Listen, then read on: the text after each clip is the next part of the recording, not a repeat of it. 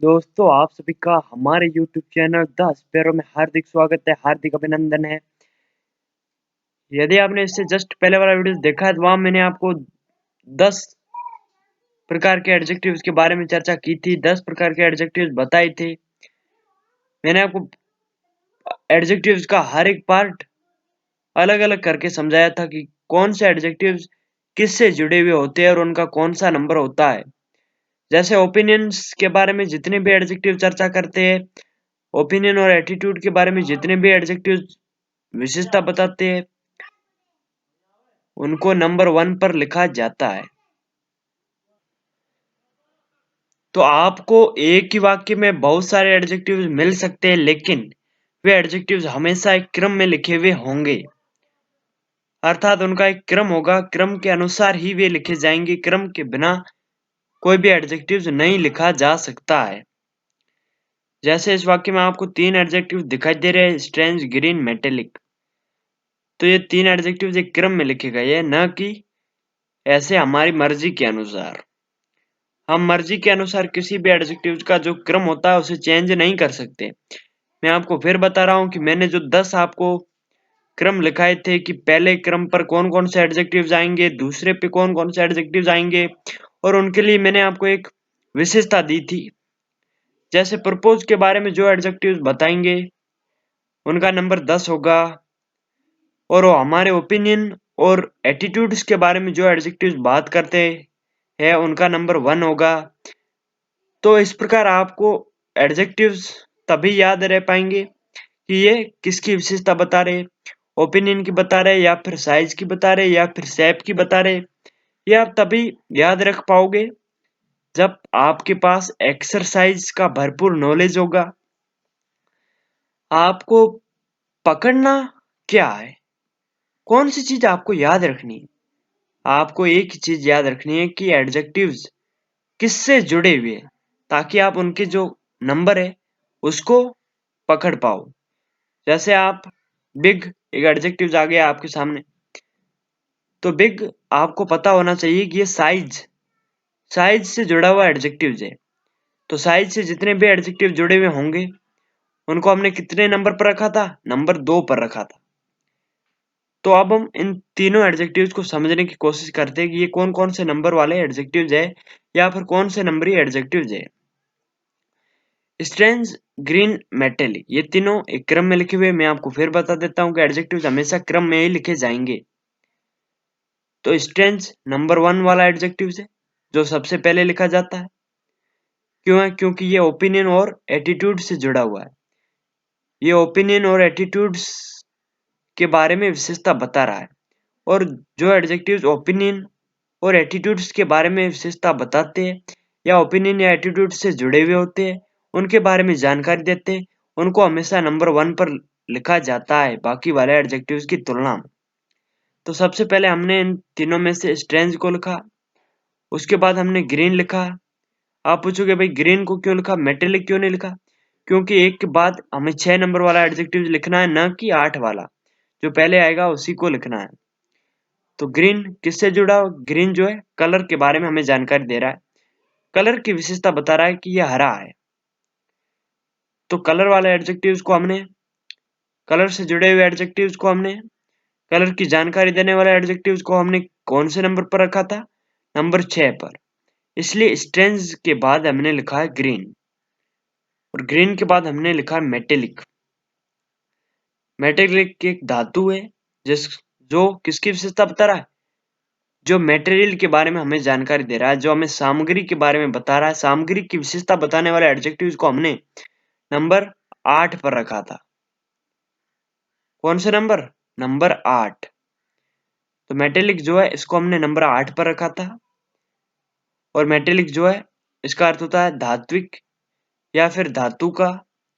तो मेटेलिक जो है मटेरियल से जुड़ा हुआ है, और हमने एडजेक्टिव्स के क्रम में, ऑर्डर ऑफ एडजेक्टिव्स में, मटेरियल से संबंधित जितने भी एडजेक्टिव्स थे जो पदार्थ की विशेषता बताते थे या फिर सामग्री की विशेषता बताते थे, तो उनका कौन सा नंबर था? नंबर 8। इस कारण स्ट्रेंज के बाद हमने लिखा ग्रीन, और ग्रीन के बाद हमने लिखा metallic.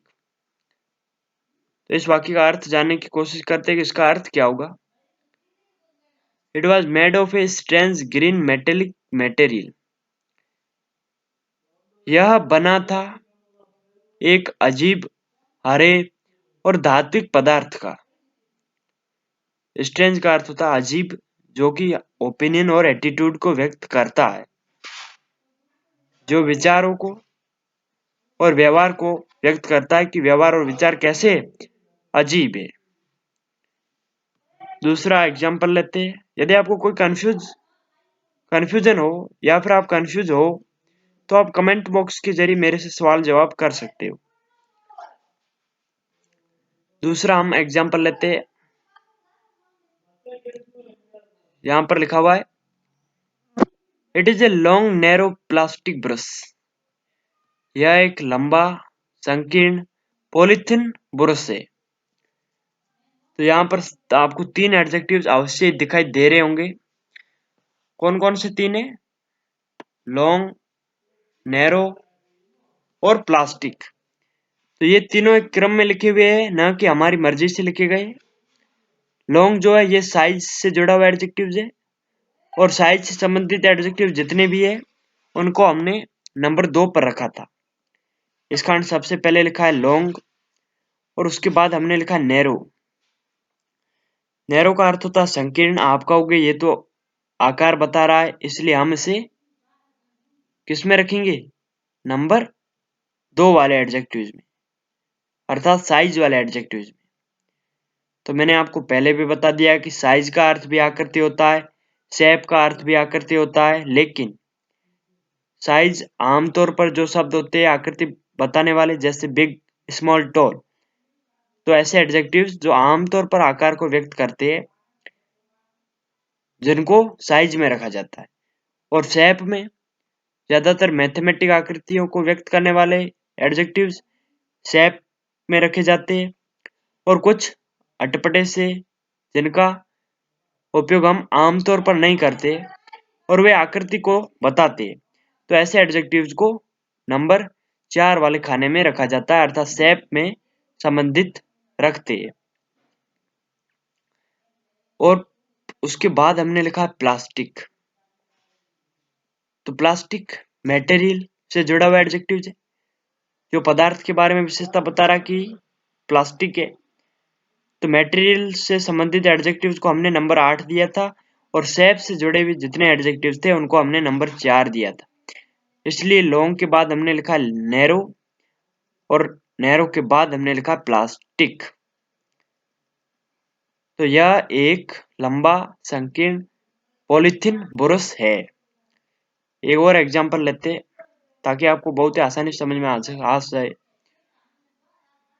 पेनेटोन is a round Italian bread like Christmas cake. Panettone एक केक का नाम है। इस वाक्य में आपको 3 एडजेक्टिव्स आसानी से दिख रहे होंगे। Round, Italian, bread like. Round किससे जुड़ा हुआ एडजेक्टिव है? साइज से ना है बल्कि शेप से, क्योंकि राउंड का अर्थ होता है गोल। तो ये शेप से जुड़ा हुआ एडजेक्टिव है, न कि साइज से। शेप से जुड़े हुए एडजेक्टिव्स को हम नंबर 4 देते हैं। शेप से जुड़े हुए जितने भी एडजेक्टिव्स हैं उनको नंबर 4 पर रखा जाता है। आप बार बार एक्सरसाइज करोगे तो आपको मालूम हो जाएगा कि कौन सा एडजेक्टिव्स कौन से नंबर पर है। साइज से जुड़े हुए कौन कौन से एडजेक्टिव्स होते हैं और शेप से जुड़े हुए कौन कौन से एडजेक्टिव्स होते हैं। तो राउंड जो है इसको नंबर 4 दिया जाएगा, न कि नंबर 2। 2 नंबर पर है साइज वाले। राउंड का अर्थ होता है गोल। उसके बाद हमने लिखा है इटालियन। इटालियन किससे जुड़ा हुआ एडजेक्टिव है? इटालियन ओरिजिन, मूल के बारे में हमें बात कर रहा है, जैसे इंडियन, इटालियन। तो नंबर 7 पर वे एडजेक्टिव्स होंगे जो मूल के बारे में जानकारी देंगे। और उसके बाद हमने लिखा ब्रेड लाइक। तो ब्रेड लाइक जो है टाइप को बता रहा है। टाइप वाले एडजेक्टिव्स में आमतौर पर उनके बीच में डैश का निशान आता है, तो यह टाइप वाले एडजेक्टिव्स की पहचान है, और टाइप वाले एडजेक्टिव्स को नंबर 9 दिया जाता है। इसलिए हमने राउंड और उसके बाद लिखा इटालियन और उसके बाद लिखा ब्रेड लाइक। ब्रेड लाइक का अर्थ होता है रोटी जैसा।